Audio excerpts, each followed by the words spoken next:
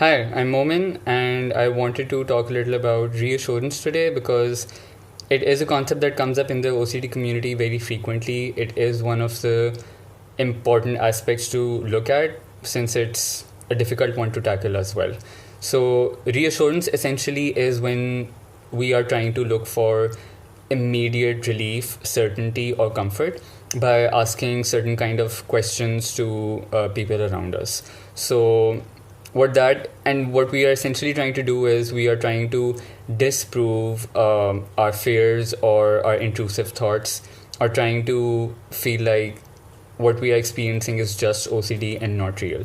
So we all, like most of us at this point, I think, know that OCD recovery requires us facing our fears head on rather than moving away from them. And what reassurance does is it provides us a kind of cushion in between our fears and does not allow us to go into it, which is why it becomes a hindrance in recovery. Reassurance is often also likened to drug addiction because the more you ask for reassurance, the more dependent you get on it and the more you want to ask for it, which is why it is a good idea it is needed, in fact, to be cut out of your routine. You always feel like that it might be the last time, I just need it one more time, but it never really usually stops at that one last time. So reassurance comes up in various forms of questions, and one of the more common ones is when people ask, I'm just curious and dot dot dot. No, it's not curiosity most of the time. It's people trying to look for certainty about their thoughts, feelings, or symptoms. And chasing certainty along the journey is something that stops us from making progress. The key is to be okay with the uncertainty of something being true or not true, or something happening or not happening.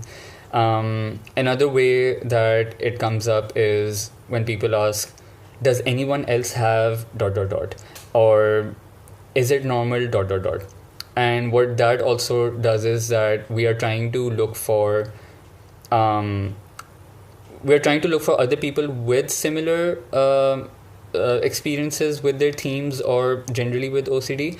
And when and if we find such people, we are reassured that it's just OCD and it's not real.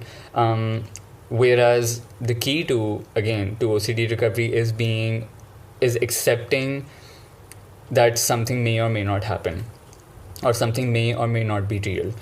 And the third way I would say is that when people ask, will I be okay? Will I be all right?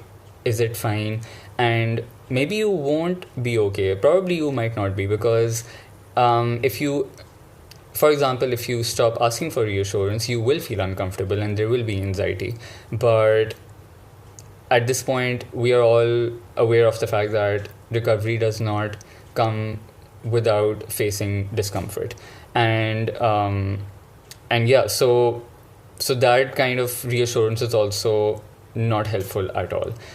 I want to touch upon some indirect forms of reassurances as well, where people in their direct environment, they look for certain signs or circumstances or other kind of indicators that reassures them that everything will be all right. And so indirect forms of reassurance often take the form of self-reassurance. I'll give you an example from my own journey that I also talked about on the Facebook group recently.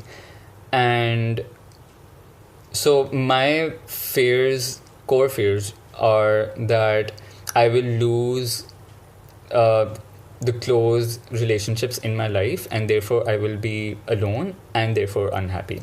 So in the last 2 years of school, I used that environment as a way to keep reassuring myself that everything will be fine, because I used to hang out with my friends every day. I used to have a really good time with them, and we did not really have any problems among us. Rarely, I think, we ever had them. So, and all those indicators for me were ways in which, in my mind, I thought everything can and should continue that way. And so my perspective on the fact that not having these relationships in my life will make me utterly unhappy and miserable, and I cannot stand it.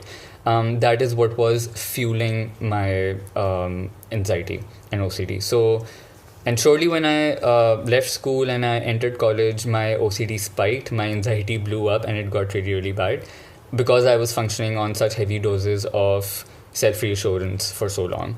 So do look out for those, because those can be slightly trickier ones to identify at times, and also somewhat difficult to deal with sometimes.